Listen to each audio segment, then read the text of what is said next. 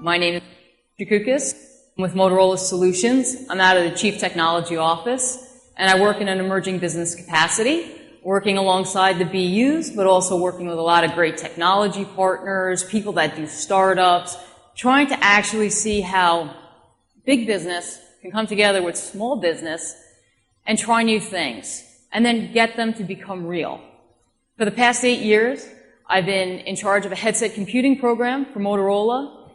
We have a history of wearable mobile computing, and what we really want to do here today is not only share where we've come from and share with you how wearables first got started, but kind of also give you insights into where we think we're going to go. Things that are unanswered, things that work well, things that may not work so well, and how do we work together moving forward. When you think about wearable computing, depending on your generation, it sparks a different memory.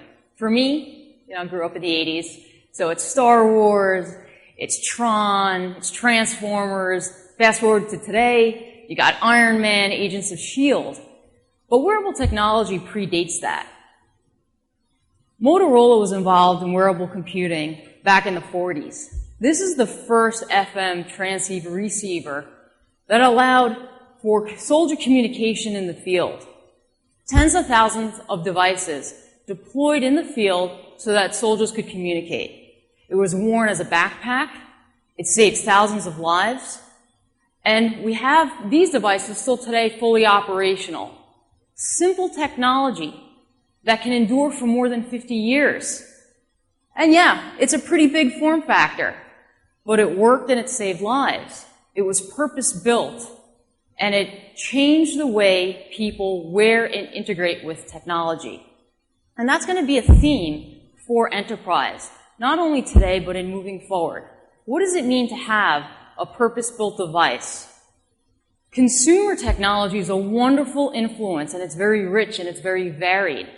But we'll be here today showing how the translation of that may have to change going into the enterprise, so that you can jump on an oil rig, you can jump and fix a tank, you can be hands-free and help save someone's life in a disaster situation as a trauma care medic.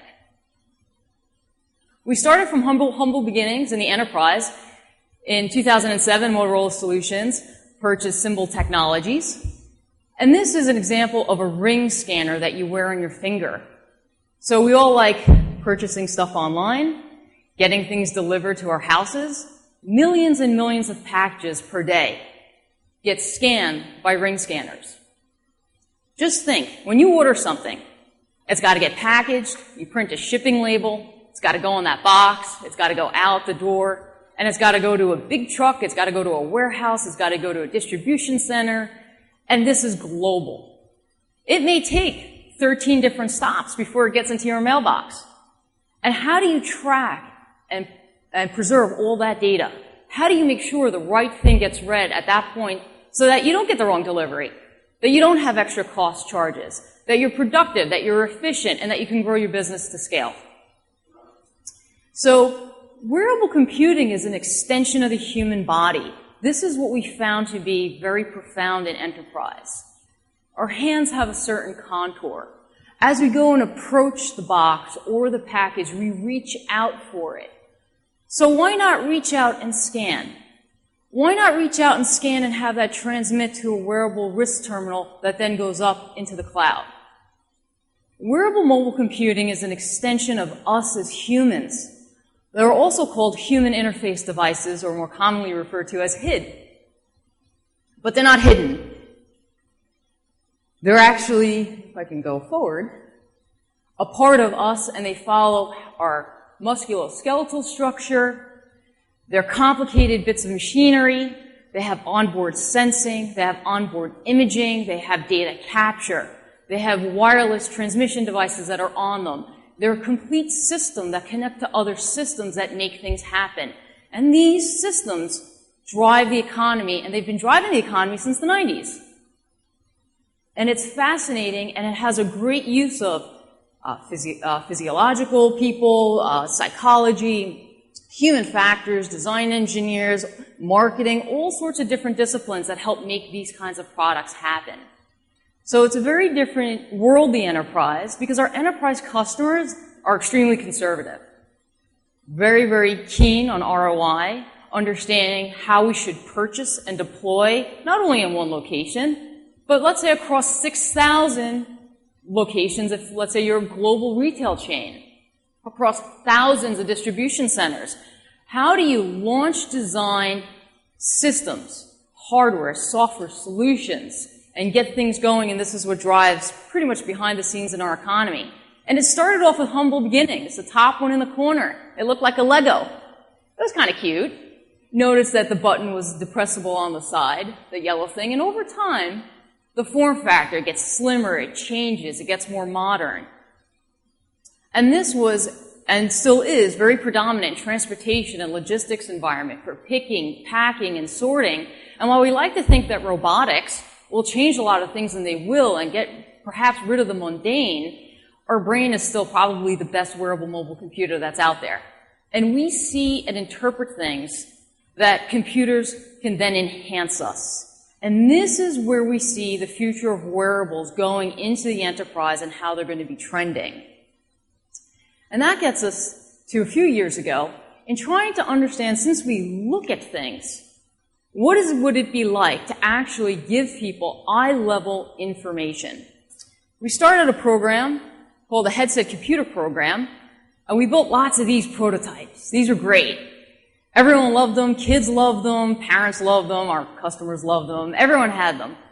But they're toys, they're product development samples, they're prototypes, they're things that you test, you evaluate. We decided that this was very important to do externally and publicly. Let's bring in partners, let's bring in customers. In enterprises, we definitely have non-disclosures, and we have a lot of privacy and sensitive information. So we have to respect that, but there's also things that we can try to do together more openly while respecting IP and other kinds of data and information. So we created our little program to help share with the world, what is it like to actually give someone a visual interface like looking at your computer, while not just being a display that connects to the computer. Onboard processing. How do I want to render information? If I want to see a 3D schematic or a CAD image rotating live in real space, what if I don't have the ability to put down a laptop in the field? What if which I've been on oil rigs, on tanks, on helicopters, on large high-value asset equipment, where am I supposed to negotiate if I'm crawling, climbing, or tilted in a weird orientation? And how does the computer stay on my head and not fall off? And how do I have my personal protective equipment and gear on that I need for my own safety while being able to see and hear my surrounding environments so that I don't inadvertently get into an accident or have something fail on a job site? Wearable mobile computing, I believe, and we believe, is going to change the face of how we do business, and it's a very exciting part of the enterprise. The reason for the schematic and the 3D drawing is it's very complicated. This is a very simple prototype system using a board, processing, accelerometers, things that you would typically see in a smartphone. But what is it like to go from concept to production? That's where things get even more interesting. Look at the distinction on where you have to go. For today's environment, we're very good at building rectangles and boxes and watches and understanding things that are square. But I don't see a lot of people walking around like Minecraft. We're round. Our heads are shaped differently. Everywhere from a 95% male body to a 5% petite female body. How do you accommodate for that on global workforces? It's a very interesting problem to solve. How do you help account for durability and drop? How do you look at how to provide something that's simple to not only break away in case of a problem or an accident, but then to fix simply while you're in the field so that you don't have to worry about parts and breakage and downtime, which cost companies millions of dollars? And then being able to simply swap like a transformer to go left and right. Having modular accessories that can plug and play with your device. How do you understand health, safety, and human factors of wearing mobile computers on your head and then interfacing with them. We go through a lot of these steps, understanding ceiling and drop. And a lot of this knowledge goes into today's wearable mobile computing, and it's going to be very important moving forward. When you look at this 3D image, which was very different from the one before, you see the complexity of the device. Again, what is it like to put a laptop on your head? What is it like to have real horsepower and be completely hands-free, tied into your networks, or even in batch mode if you're in a location that doesn't have connectivity, which is very common today, doing your job? I don't have to send an expert in the field. I can send out a kit. I can remote connect and look over someone's shoulder. And I can provide real-time access and support and not ship a high-value asset part, which at sometimes could be a couple $100,000 halfway across the world. So for enterprises, wearable computing is very exciting. It makes sense. The ROI is there. And some of the things that we've shared at this conference is, yes, it's very expensive to build. So what's happening is folks like Motorola Solutions and the enterprise groups are excited to be working with other people that say, you know what, we think we have a better way of providing a software solution. We think we could be a great partner in understanding how to not only make your gear work today, but how we should influence it going forward. And we spend a lot of time with companies and emerging businesses and startups in the field trying to understand how to best solve the world's problems for Tier 1 and Tier 2 companies. And it's extremely exciting. Some of the things that we looked about and things that I learned working on this program is head sizes and people are very different. If you have to provide gear to people and you have to be able to modularize it and switch it around a bit, it gets to be very complicated. How do you simplify that? So being able to have modular designs, being able to accommodate for different people's left eye, right eye dominant issues are very, very important. Also, things as we move forward with the technology going forward, we have to understand that I have glasses and the bridge of my nose is very sensitive. The temple pressures on the sides are very sensitive. Things resting over your ear. Most girls have very long hair, but hair is a problem because you don't want to get caught into machinery or equipment. So some of the things to look at as designing the future of wearable technology, whether it's for consumer or enterprises, how do you adjust, how do you accommodate for the human factor? And I think that hopefully with a lot of folks in industry, a lot more of this will be shared and discussed. And also the eye orientation, looking down naturally, as opposed to taking your hand and putting it up here and having data very close. Being natural so that you can do things just like normal for long periods of time. This is where wearable technology is going to go. It's going to be an extension of the human. So how naturally we sit, how naturally we work, how we expect to work or do things in the future with our hands focused on the tasks that we're doing while accessing either complicated information, like the millions of PDFs that sit on our work servers every day, or critical exception handling information like messaging or critical alerts or things that require my attention or things that have to be matched up.